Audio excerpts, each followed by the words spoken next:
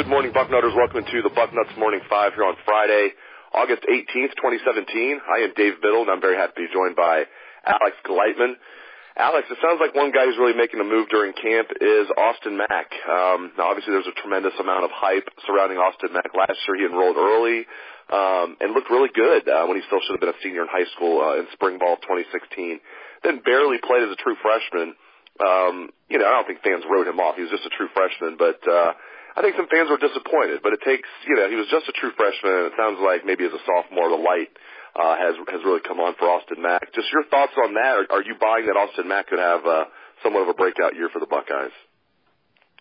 That's a tough question because, as you said, last year there was so much hype around him as a freshman, and with the receiver production and play as mediocre, and I think that's being nice, as it was last year, you would have thought a guy who, like Austin Mack and the hype he was getting before the season, would have emerged as the guy last year. So I think going into this year, I'm a little skeptical of anything I'm hearing. And just like you and Zach Smith said and whatever, I'm hearing some good things about what Austin's been doing, especially the last week or so in practice. And, we've heard good things about Johnny Dixon and Terry McLaurin and Paris Campbell and Benjamin Victor and KJ Hill even. So, those top six guys that have been spoken of really highly, as well as freshmen Jalen Harris, Trevon Grimes, even Elijah Gardner a little bit. But I think for me, until the guys get on the field and someone, 1, 2, 3 guys really step up and emerge as the Mike Thomases, the Jalen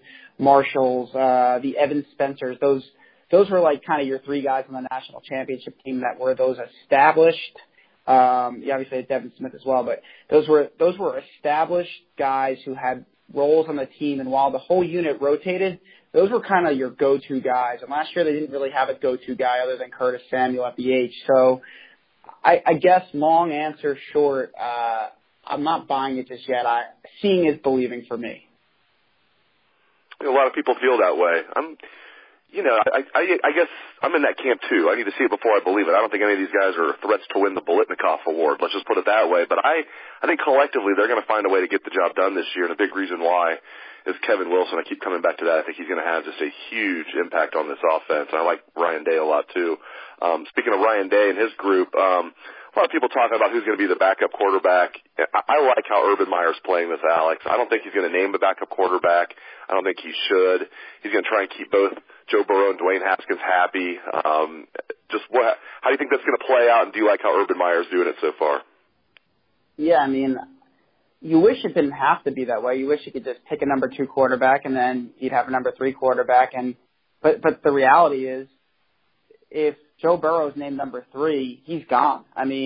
He's a guy who's older than Dwayne Haskins, and he's gone. And Dwayne Haskins, while it's a better chance he would stick around if he was number 3 versus Burrow because he's younger and would still even have time to play quarterback after Burrow was done, he's probably gone because he feels he's ready to see the field as a starting quarterback next year as soon as JT Barrett's gone. So I think Urban Meyer is definitely playing this one right. I think he's trying to keep both guys in the program as long as possible. It's probably, not definitely, but probably inevitable that one of them eventually transfers, whoever doesn't win the job next year.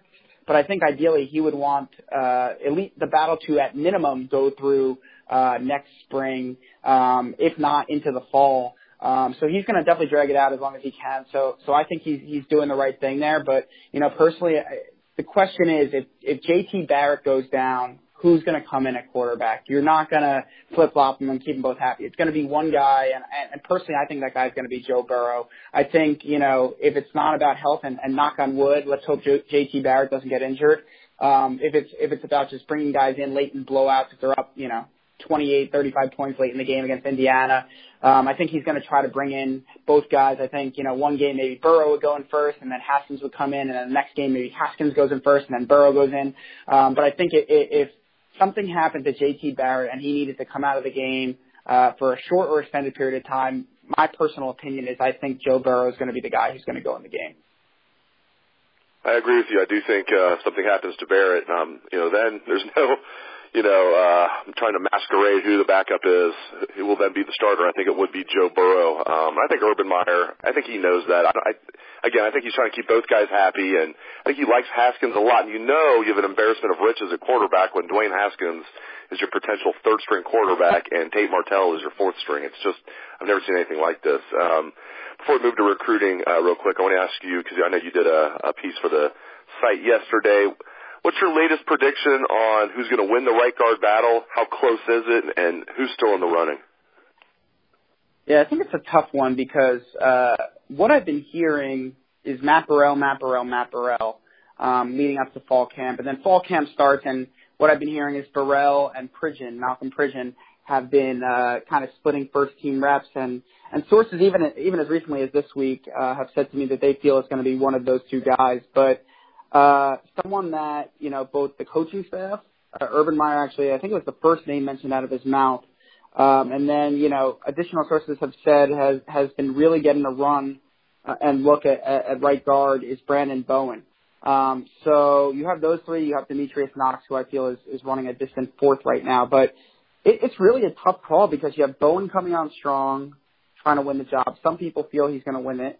And then you have Burrell, who entered camp as I think the number one, and then Malcolm Pridgeon, who has kind of been right up there with Burrell throughout fall camp. And my best guess right now, I've been leaning Burrell for a long time, but I'm starting to lean toward Malcolm Pridgeon. I just think he's a guy who, from they've liked for a long time. He got hurt in preseason camp last year. There was a lot of noise about him potentially competing with Isaiah Prince or cracking the lineup last year, maybe at left guard instead of Michael Jordan. And then he got hurt and missed the whole year. But I think he's a guy who maybe, it's finally his time.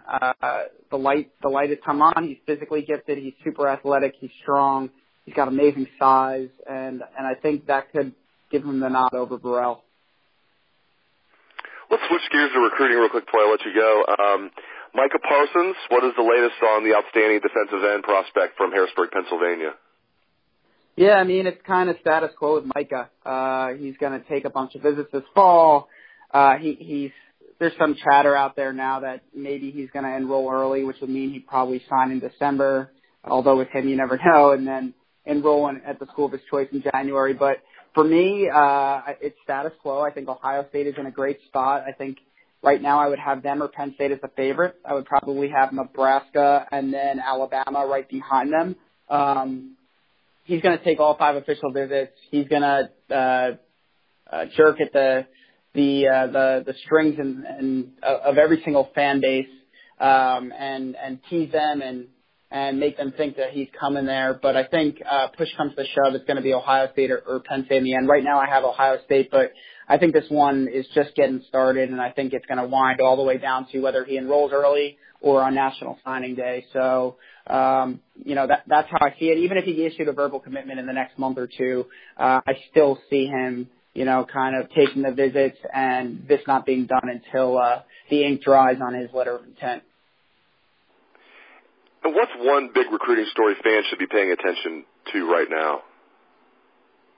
Well, I think, you got coming up, today is the 18th. So in just 9 days, a week from Sunday, you have LaChristian Blue Smith making his commitment, on August 27th, on ESPN before his team's first game, in the Pittsburgh area.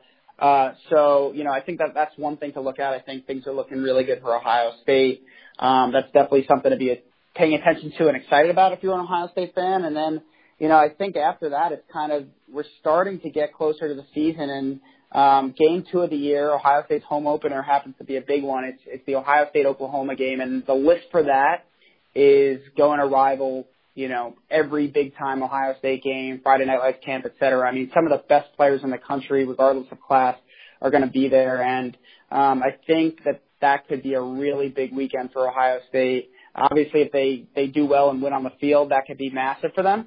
But at the same time, I think on the recruiting front, there's a number of players that could be on commit watch that weekend, or Ohio State can make a huge jump with as far as where they stand in the recruitment following that weekend.